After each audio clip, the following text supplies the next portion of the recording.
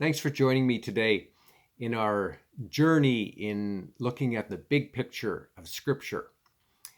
At church last Sunday, when I was talking about some of this material, I had spent some time really I began with a quiz, looking at the various material that we've covered and seeing where people were at, right? Covering the details, but that is the big picture details, right? That Genesis 1 to 11 covers the creation, the fall of mankind, the flood, the nation, and then the division of the nations. And we talked about some of those geographical locations like Ur and the Persian Gulf and the Tigris and the Euphrates, and then later the Sea of Galilee, the Jordan River, the Dead Sea, the Mediterranean, all of those details and how we were introduced. We started with those people like Saul that I said use the word salt to help you remember Sarai, Abram, Lot, and Terah, and how they travel to Haran. And then when Terah dies, the word of God comes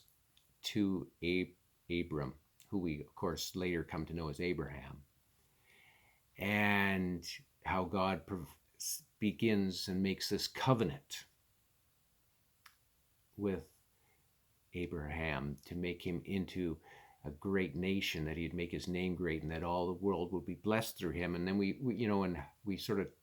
talked and we covered all of those details. And of course, he has two sons, Ishmael and Isaac. And then we follow the story of Isaac, and then Isaac has twins, Esau and Jacob. And again, the story more follows Jacob. And Jacob has 12 sons and one daughter. And again, the story tends to follow one person, Joseph. And we've been following that story of Joseph, who was not a favorite. He was the second youngest, not a favorite of his brothers. They sell him as a slave, and he's sold into Egypt, right, where he's sold as a slave to Potiphar. He moves his way up from being a slave, and he develops his managerial and administrative leadership skills where he's running the household. Then we know that Potiphar's wife makes herself available, and Joseph says, no, thank you. And she doesn't take kindly to that. And the end result is he ends up in prison. Again, he starts out as a prisoner. He's developing, and then these skill sets that he's been developing get developed further with a different population, and soon he is running the prison. Now, the prison, that I think when we think prison, we sort of have our own images. And it's interesting that as I tried to really get a sense of what the rules and you might say the rules and regulations in the prisons were like in that time, I found it difficult. We had some differing opinions, and one of the comments said that a lot of that detail had not been kept, and probably that it differed from pharaoh to pharaoh throughout time. And so while there's a talk of a dungeon, so there'd probably be an underground hole or pit, but that wouldn't be necessarily, we're talking thousands of people, and that sometimes they were simply places where people were held, and whoever put them there till they decided what they were going to do with them. And so there's some different things that probably there's different scenarios throughout time, and so it's a little hard to be really hard and fast as far as it's my research about what exactly the prisons were like. But what we do know, of course, is that Joseph just seems to be, we know that the Lord blesses him in that place, but it doesn't look like he's going anywhere. He's not being recalled out. It's not like, oh, well, Potiphar says, oh, you know what, you can come back. Of course, how could he do that with that issue with his wife? And so there he sits. And so he does the best. He's faithful to God.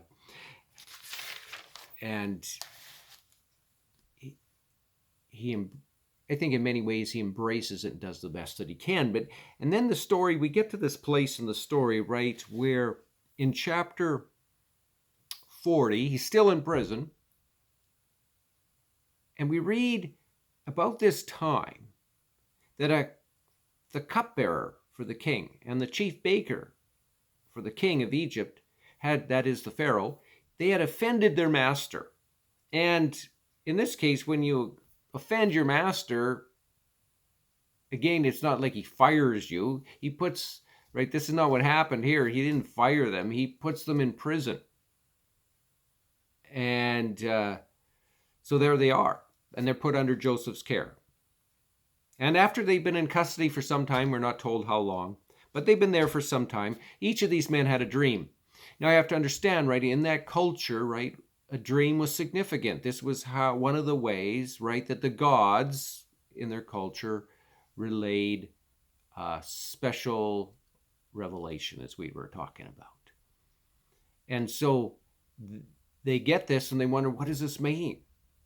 And they're sitting there the next morning looking dejected and sad. And Joseph goes, what's up, guys? Right? Why are you looking so sad?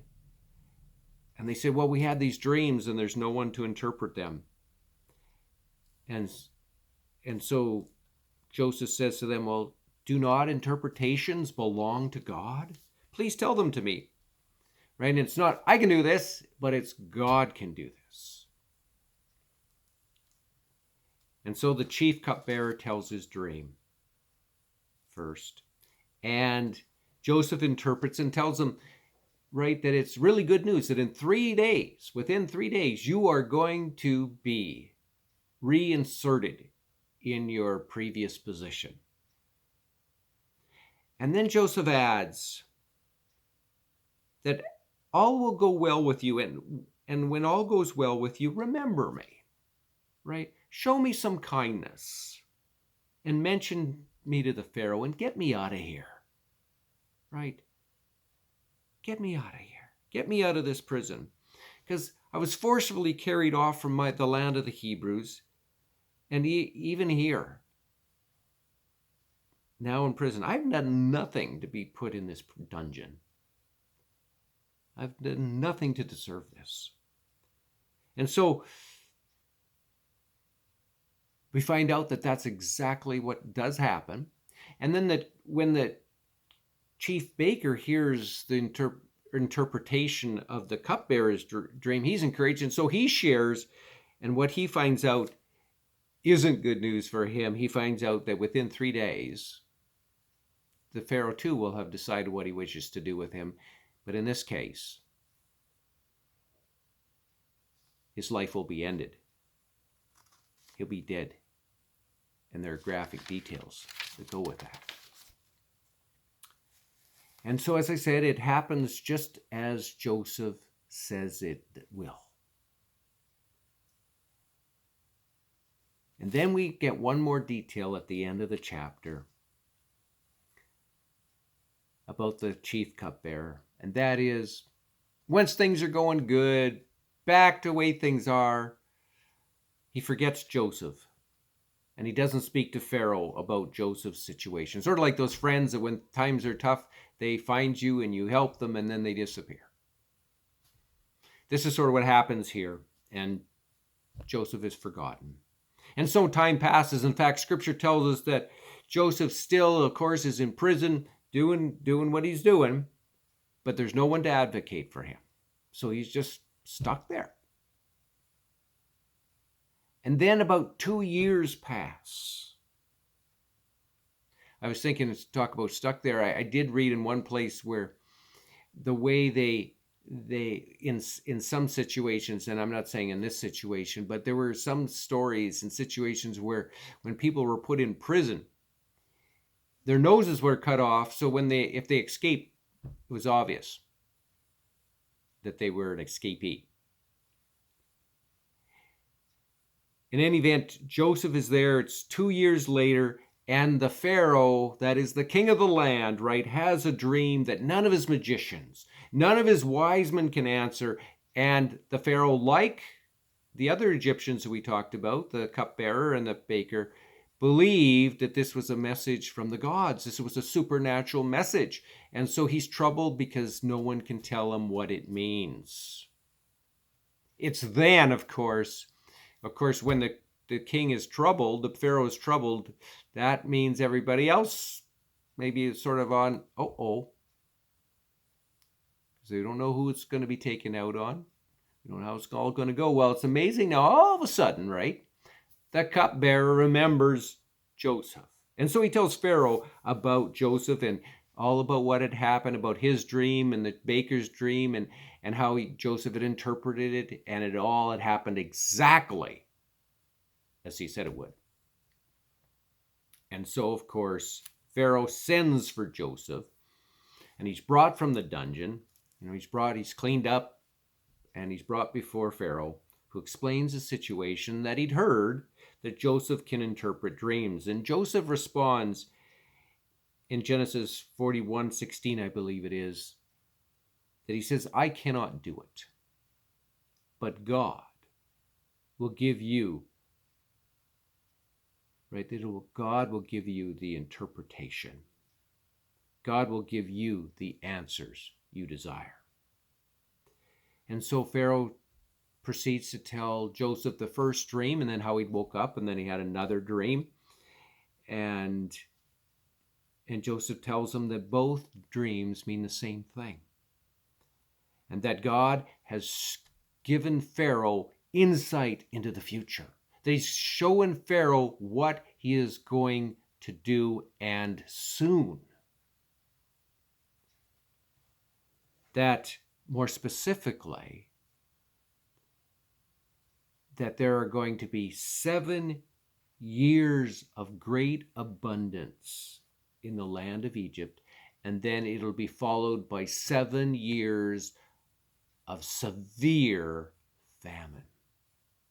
And he goes on to advise him that because of this, it would be a very good idea for him to find a, quote, discerning and wise man, and put him in charge of the land of Egypt, and then tells him what he needs to do, that this man would need to take advantage of these years of abundance by putting 20% away into storage, so that they could draw from that during the years of famine, so that the country and the people wouldn't be ruined and die. And the plan seems good to Pharaoh and his officials. They say, yeah, that makes sense, right? And so who do we do? Who do we put in charge? And the Pharaoh's conclusion, well, can we find anyone like this man in whom the Spirit of God is, right? Can we find anybody like him? No. So he puts Joseph in charge, recognizing, right, what? That God had made this known to Joseph. He'd given him the interpretation, right? He's got you might say he's got a line with God, and that there's what could be more important than that. And so he puts Joseph in charge of everyone except for him, right? That only in matters of the throne did the Pharaoh's authority supersede him. And then the Pharaoh goes on to give him appropriate clothing and jewelry, the signet ring from his own finger. And he introduces him to the people in grand style. He gives them an Egyptian name, which is important. And of course, remembering that Joseph is this single young man, he gets him a wife. And it's not just any wife, it was a daughter of a priest. And so this gives him additional acceptance as a Hebrew among the Egyptians. Clearly, he's different, but this helps, you might say, cross the divide in some ways. And then we're told, right, that at this place, of course, we remember that through these prior experiences, Joseph has been developing skills. And now we're told that he's 30 years old. So he spent quite a bit of time in prison. And he's 30 years old at this time. And what does he do? He doesn't stick around the capital city and live it up. No, what he does is he gets right to work, familiarizing himself with the whole of Egypt, and he sets up storage facilities outside each city, and he collects these huge quantities of grain. In fact, he's keeping track, and it got to such a point, Scripture gives us this idea that they just lost track. So there's this huge abundance that they're saving, and they're saving, and they're saving for the day when the the abundance disappears. And so, and the other thing that happens during these 7 years of abundance and preparation is that Joseph's wife gives birth to 2 sons. The first Joseph named Manasseh and said in verse 51, "It is because God has made me forget all my troubles and all my father's household," right? You can feel the pain, the loss, the grief that he's been carrying in that statement.